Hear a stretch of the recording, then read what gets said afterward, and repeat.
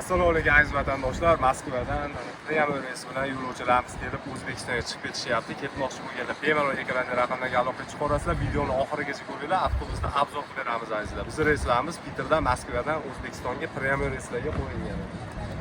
Transportimizni holati ideal darajada. Dokumentda kamchilik va ko'klarimizni qo'ldan kelgancha qilib olib ketamiz.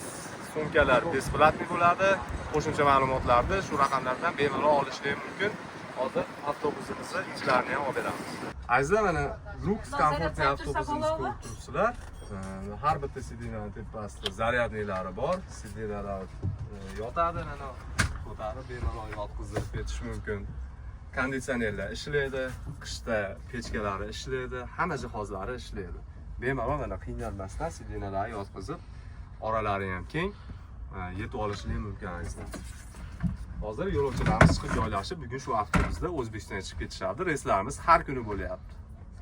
Kanalga обязательно подписаться bo'lib qo'yinglar, bizni kuzatishda davom etinglar.